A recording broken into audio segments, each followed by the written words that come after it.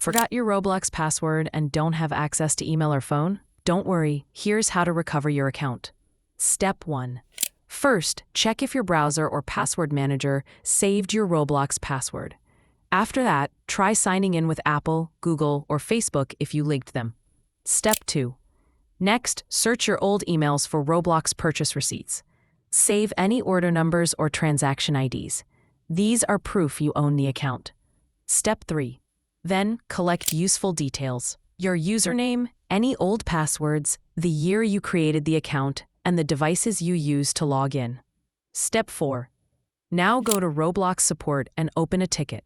Enter your username and explain that you don't have email or phone.